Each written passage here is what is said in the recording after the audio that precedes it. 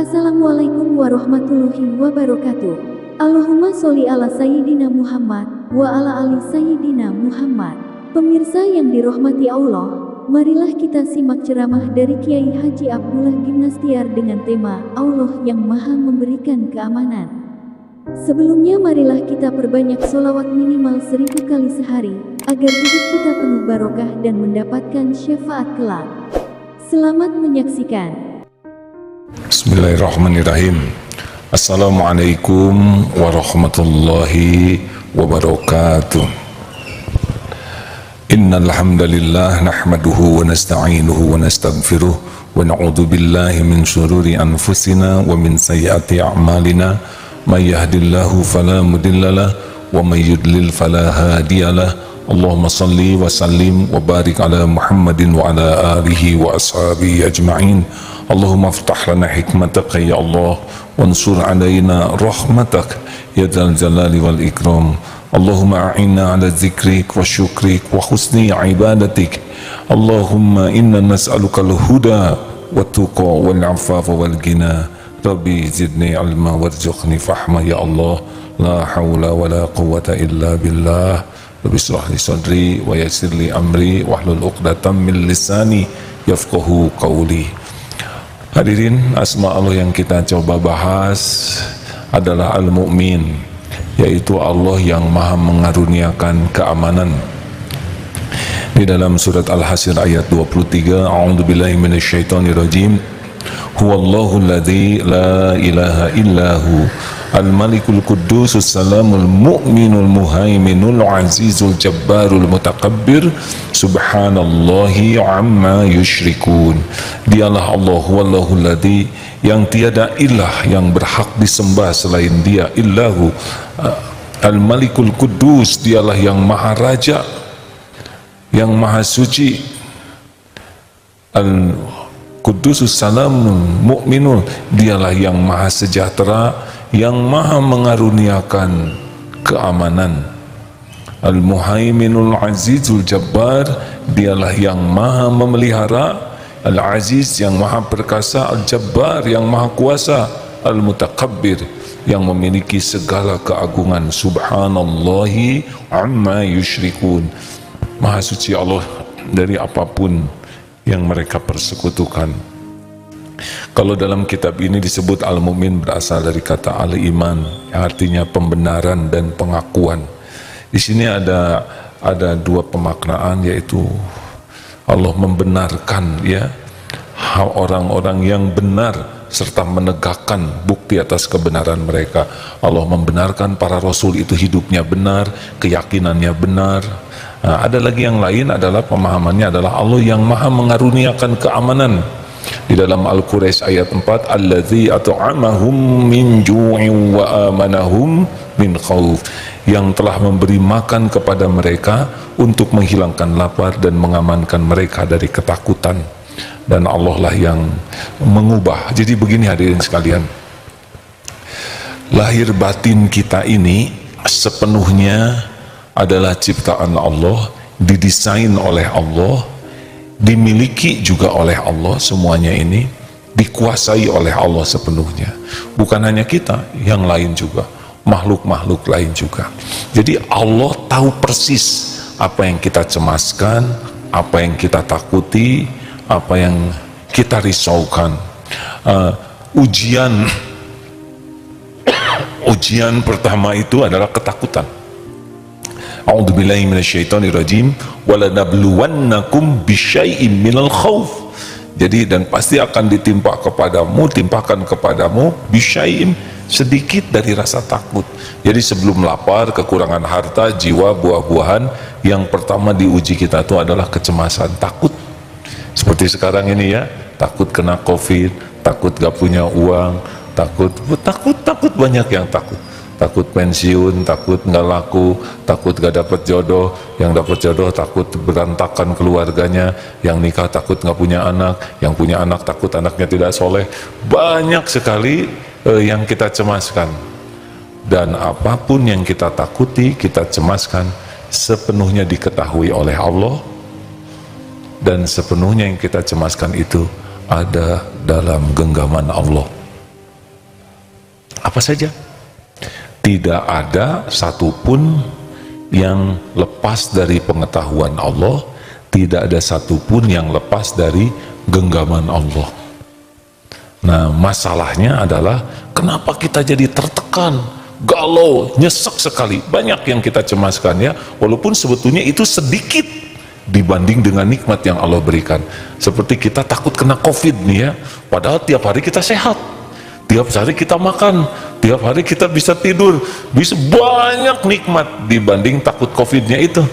Tapi kadang takut COVID-nya ini menyelimuti kita sampai tidak syukur kita bisa bangun, tidak syukur kita bisa nafas, tidak syukur kita bisa mikir, tidak syukur kita seorang muslim, tidak syukur kita bisa sholat, tidak syukur kita ditutupin aib. COVID terus yang diingat ya. Halo? Kita takut kena COVID, manusiawi. Tapi jangan lupakan bahwa COVID ini tidak mengancam kita. COVID ini mah hanya virus yang bertasbih, yang dia kena kepada siapa yang Allah perintahkan kena. Nah, rekan-rekan sekalian, bagaimana nih supaya kita dalam perlindungan Allah? Ini ada hadis Hasan Sahih ini ya. Ini populer sekali hadis ini, sangat banyak dibahas. Hadis riwayat Imam Tirmizi, Imam Ahmad, Al-Hakim ya. Hadis ini sanadnya kuat sehingga kalau kita bahas mudah-mudahan manfaat. Rasulullah sallallahu alaihi wasallam ini dari Abdullah bin Abbas radhiyallahu anhuma pada suatu hari. Nasi goreng ya? Aduh, maaf hadirin. Hujan. Malam-malam dingin nasi goreng itu. Rasulullah sallallahu alaihi wasallam bersabda, ya gulam, gulam ini wahai anak muda, karena Ibnu Abbas waktu itu masih kecil ya. Ya gulam. Aduh. Wa'allimuka kalimat. Sesungguhnya aku akan mengajar. Inni wa'allimuka kalimat. Sesungguhnya aku akan mengajarkan kepadamu beberapa kalimat. Ini dari Rasulullah kepada Ibnu Abbas. Kalau tidak salah itu Ibnu Abbas lagi dibonceng oleh Rasulullah SAW di belakang Rasulullah SAW. Lalu Rasulullah bersabda, ihfazillah yahfazka. Jagalah Allah, niscaya Allah akan menjagamu. Ihfazillah, jagalah Allah, tajidhu tujahaka, niscaya engkau akan dapati Allah di hadapanmu. Jagalah Allah, Allah akan menjaga kita. Jagalah Allah, niscaya kita akan mendapati Allah di hadapan kita. Ini penting dipahami dengan bijak ya. Tidak mungkin kita menjaga Allah penguasa segala-galanya. Maksud di sini adalah jagalah apa yang menjadi hak-hak Allah, kewajiban-kewajiban dari Allah. Hak yang terpenting, hak Allah adalah la ilaha illallah. Jagalah hati kita, jangan sampai menuhankan yang lain selain Allah. Jagalah hati kita, jangan sampai bersandar, bergantung kepada selain Allah.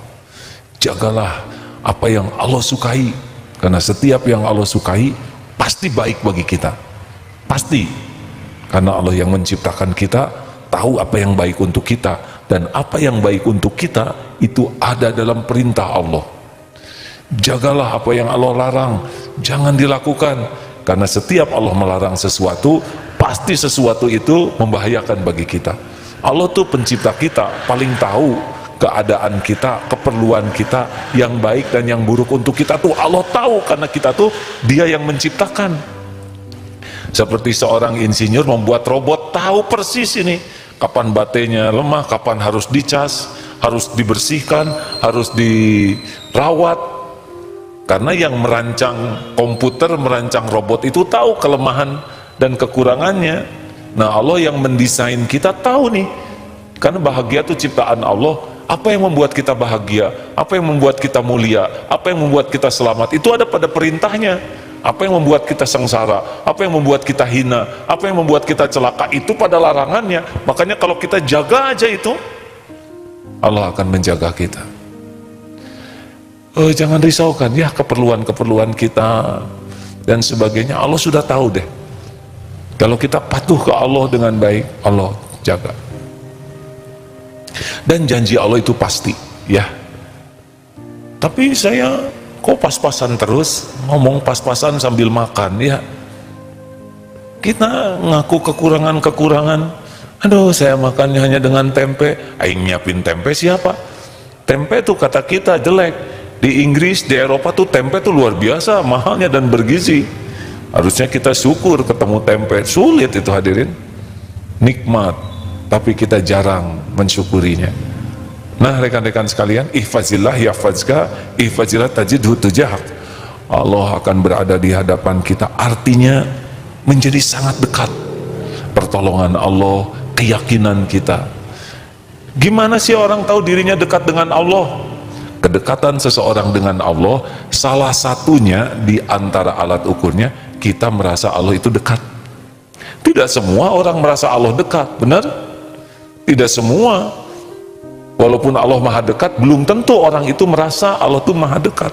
Tapi bagi orang-orang yang dekat dengan Allah, nah sambil duduk begini, yakin kita itu sedang diperhatikan Allah, sedang dilihat, sedang diawasi, sedang didengar. Dan itu orang-orang yang dekat kepada Allah tuh merasakannya setiap saat. Akibatnya dia tidak pernah merasa kesepian, tidak sendiri, karena dia yakin wa huwa ma'akum aina ma kuntum wallahu bima ta'maluna basyir. Terus lanjutannya, idza sa'alta fas'alillah wa idza ista'anta fasta'in billah. Jika kamu meminta, mintalah kepada Allah. Dan jika kamu meminta pertolongan, wasta'in billah, mintalah tolong kepada Allah. Wa'lam, ketahuilah, apabila semua umat berkumpul untuk mendatangkan manfaat bagimu dengan sesuatu bisain, maka mereka tidak bisa memberi manfaat kepadamu kecuali apa yang Allah tetapkan untukmu. Nah, mana tadi tulisannya hadirin? Maaf ya. Illa bisyai'in qad katabahullahu laka. Jadi tidak ada sekarang gabung semua manusia dan jin mau memberikan kepada kita apa saja. Sebutir kurma kegedean, sebutir sepeda misal, sebutir nasi. Ada aja tuh sepeda tuh dalam setiap ceramah, maaf hadirin. Sebutir nasi semua mau nih, tapi Allah tidak menghendaki, menetapkan kita dapat, gak dapat. Udah janji mau saya jodohkan dengan anak saya, tapi Allah tidak menetapkan jodoh, pasti tidak jadi. Demikian pula sebaliknya, seluruh manusia gabung mau mencelakakan kita, tidak bisa celaka kecuali apa yang Allah tetapkan untuk kita celaka. Nanti ada penting ya, nanti ada penjelasannya sesudah itu. Lalu dilanjutkan ini, rufi'atul aqlam wa nabisya'in qat'uhu alaika, rufi'atil aqlam wa fajafatis suhuf. Maaf nih, aqlam wajafatis suhuf. Ya, sudah pena-pena pencatat takdir telah diangkat dan lembaran-lembaran suhuf catatan takdir telah kering. Oh, terus ada yang nyeletuk, kalau gitu mau ngapain? Kalau kita sudah tertulis semua, kemudian kita disuruh minta ke Allah, disuruh memohon kepada Allah, wasta'in billah, minta pertolongan ke Allah. Mau apa kita menjaga Allah? Dengar hadirin, ini pemahaman sederhananya begini, catatan di sisi Allah itu lengkap, utuh sampai detail. Kalau kita menjaga Allah, maksudnya patuh ke Allah, maka dalam ketetapan Allah, Allah menjaga kita. Misal begini ya, kalau kita sedekah dalam ketentuan Allah tuh, ketetapan Allah, maka bala kita ditolak, kemudian dilipat gandakan rezeki, dosa diampuni. Kalau kita tidak sedekah, Allah kan nyuruh sedekah. Kalau kita tidak sedekah, di sana juga ada ketetapan bagi yang tidak sedekah, misalkan digigit anjing, terpeleset, atau buruk beca, ada. Jadi kita patuhi apa yang Allah perintahkan, maka ketetapan-ketetapan untuk yang patuh itu beda dengan ketetapan Allah dengan yang tidak patuh.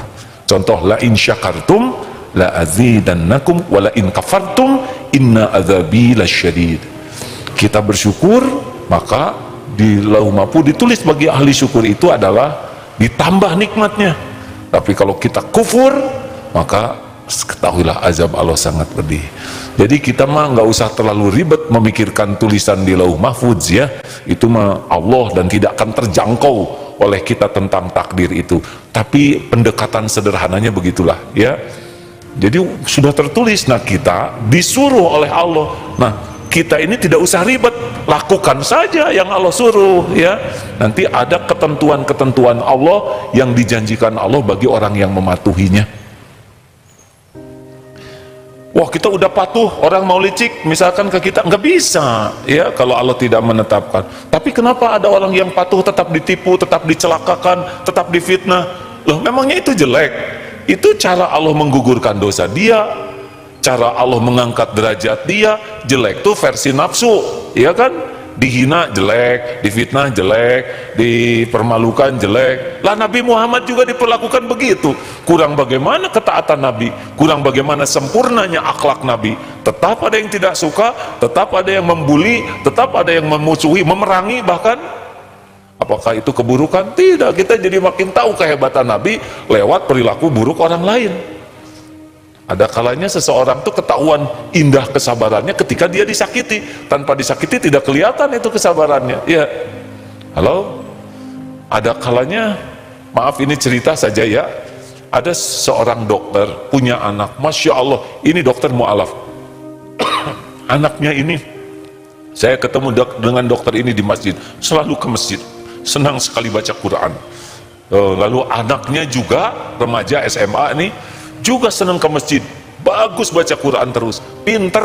Sebelum tamat SMA sudah keterima tuh, dulu tuh ada apalah namanya ya, yang langsung dapat kuliah di Jogja.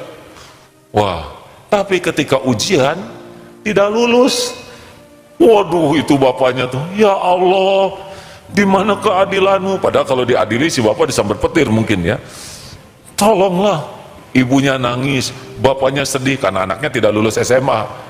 Yang tenang si anaknya, Pak, tenang aja, saya memang doa ke Allah, ya Allah berikan saya yang terbaik. Bapak tahu saya belajar, saya juga berusaha ibadah, tapi sekarang saya tidak lulus, pasti ada rahasia Allah, Pak. Akhirnya ketika penutupan itu yang namanya pisah-pisahan gitu telah ya, diminta ini karena ini anak pintar ya. Lalu berkata begini, Bapak, Ibu, Guru yang saya hormati, teman-teman sekalian, kurang lebih ya, karena bukan saya yang waktu itu ada di sana. Tapi saya dengar ceritanya, saya adalah satu-satunya yang tidak lulus ujian negara di sekolah ini, saya mohon maaf. Tetapi saya berdoa kepada Allah, memang saya ingin diberikan yang terbaik, dan saya percaya ini yang terbaik. Saya mohon maaf kalau sekolah ini tidak lulus 100%, dan maaf, waduh pada nangis, ada yang nyebut I love you katanya orang-orang, saking lihat tenangnya, lihat indahnya akhlaknya, lihat kata-katanya.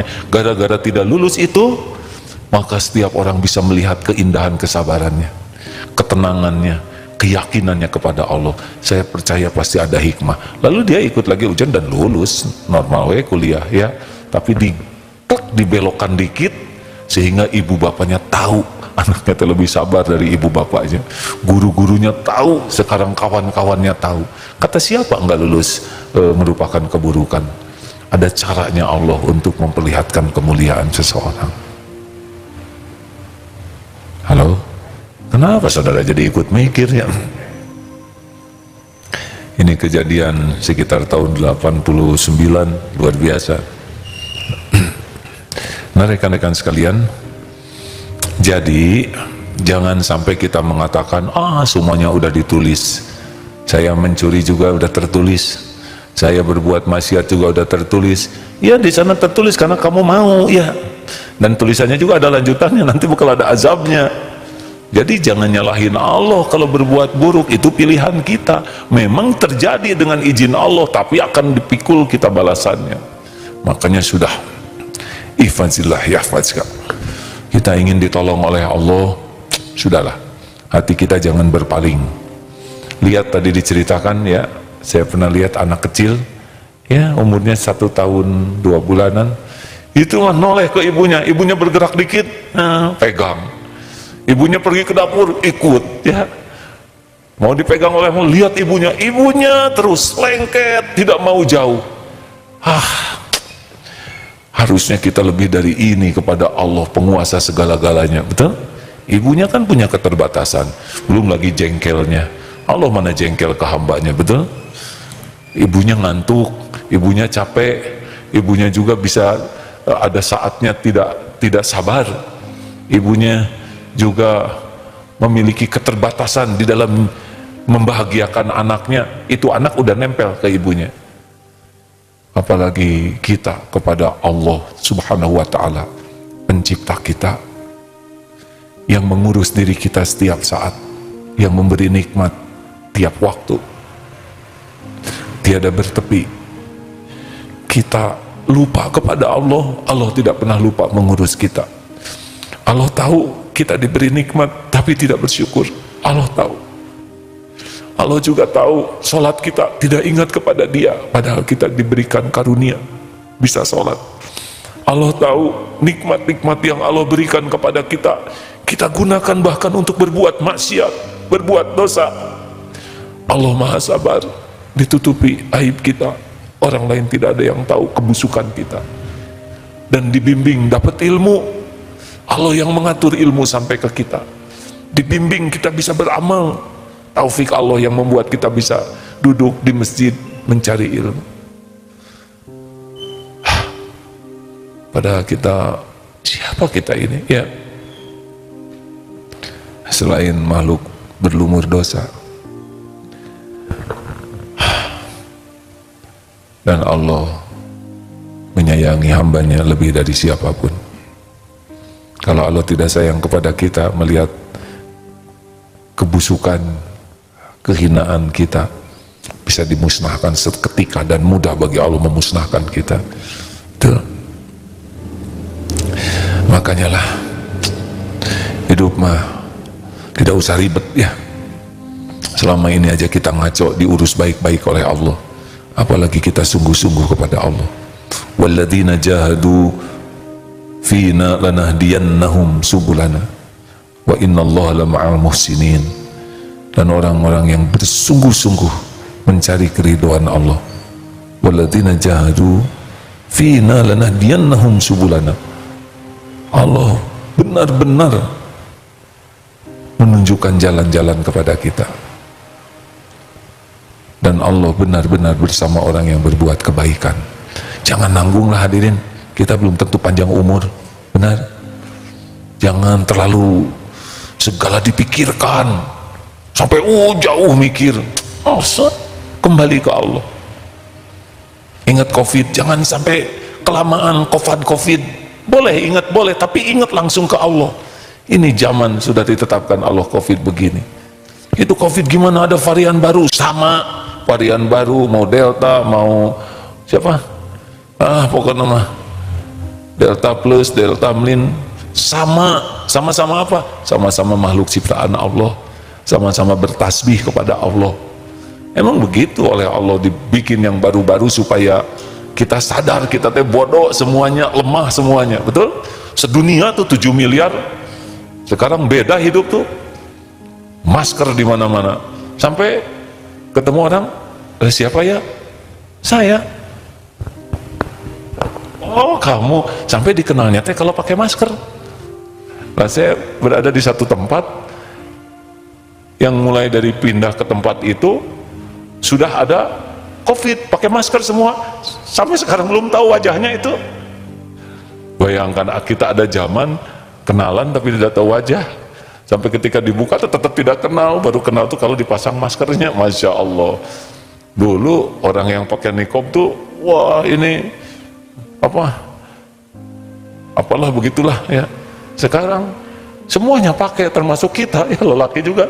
Saya juga ngerasain ini buka, ini kayak buka aurat nih hadirinnya. Saya nggak pakai masker, keluar dari mihrab barusan, aduh masker, ini kayak nggak pakai baju. Ada zaman kayak gini, bener? Gak terbayang tuh. Sedunia sekarang pakai masker, Masya Allah, mudah bagi Allah. Sedunia sekarang cuci tangan, ya. Sedunia sekarang berusaha hidup lebih bersih, mudah bagi Allah, ya kan? Mau segagah apapun, segaya apapun, mau otot segede apapun, udah dikasih sesek mah, gak bisa apa-apa. Nah harusnya ingat COVID, ingat Allah. Ingat ekonomi lagi susah, ingat Allah. Terus ingat apa-apa, ingat Allah. Ingat anak, ingat Allah. Ingat pendamping hidup, suami atau istri, ingat Allah. Apa saja harus ingat ke Allah, sebab apapun pasti milik Allah, apapun pasti ada dalam kekuasaan Allah. Betulkah? Halo? Mau apapun? Aduh, saya ingin bisa tenang, Allah yang ngebulak-balik hati. Saya ingin sehat, Allah satu-satunya yang menyehatkan. Coba ingin apa yang tidak dalam kekuasaan Allah? Saya pengen punya rumah, jangan ngomong sama saya ya. Semua rumah di dunia milik Allah. Kalau ngandelin gaji saya yang cuma 2 juta, 2 juta setengah, apa mungkin saya punya rumah? Atau kalau Allah mau ngasih mah dikasih aja, hadirin. Dan ini ada cerita ya, seseorang diuji sekali sampai terusir, tidak punya rumah, sampai nebeng di suatu tempat yang kepaksa di sana walaupun menakutkan. Walaupun katanya ada makhluk-makhluk yang lain ya, tapi kepaksa karena tidak ada lagi tempat. Terus motornya hilang lagi. Wah, pokoknya sudah jatuh ketimpa tangga, terus durennya itu juga nimpa ya. Bayangkan hadirin, udah gitu pohonnya roboh. Ngarang aja hadirin, jarang ada perumpamaan begini. Nah, tiba-tiba dia ketemu seseorang, ya sudah, tungguin aja rumah, ada rumah baru. Nah, orang itu disuruh nunggu. Aduh, nikmat itu mah ya, udah lapang, nyaman, bahan makanan ada, terus punya kendaraan yang sok aja pakai 2 sekaligus motornya ya, dia bisa pakai, udah gitu dapat gaji lagi. Kalau Allah mau, mudah saja itu ya. Dari yang tidak punya apa-apa menjadi punya tempat yang layak, dan yang asalnya diremehkan jadi dihargai. Itu sangat mudah bagi Allah dan tidak harus terpikir oleh kita solusinya itu. Makanya sudahlah, mendingan jangan ada yang mendominasi pikiran dan hati kita selain Allah. Ingat aja ke anak kecil itu ya, ngegantel aja terus kepada Allah. Gimana ngegantelnya? Ya ingat, ya nyebut nama Allah, ya banyak doa, ya banyak sholat. Sholat itu bagian dari ngegantel ke Allah ya, terutama sujud. Pas sujud itu kalau dibayangkan itu saat kita terdekat dengan Allah. Makanya orang-orang yang dekat dengan Allah, dia betah sekali sujudnya. Orang yang jauh dari Allah pasti susah sujud ya. Karena saat terdekat seorang hamba dengan Allah tuh sujud mulut terus, baik istighfar maupun hamdalah atau asmaul husna, atau doa ngedoakan diri, ngedoakan orang lain, atau kita mencari ilmu seperti ini dengan niat takarub ke Allah. Ini zikrullah juga kali ini kita ini ya. Atau kita senang nyenengin orang dengan kata-kata yang baik, itu kan salah satu amalan yang dicintai Allah, itu menanamkan kebahagiaan di hati orang lain. Kita ketemu tuh jangan celetak-celetuk yang gak enak, jangan nanya yang memojokkan, jangan bertanya sesuatu yang membuat orang tertekan. Ayo senengin orang, itu juga zikrullah tuh. Kalau diniatkan nyenengin orang karena Allah seneng. Jajan gitu bayarin orang tuh ya. Kalau ada mah, kalau belanja lebihin, tapi niatnya adalah ini Allah seneng nih, saya nyenengin orang, jadi zikir. Beda lagi dengan saya nyenengin orang demi diposting, itu bukan zikir ya, dia namanya zikru follower gitu ya, dia ingat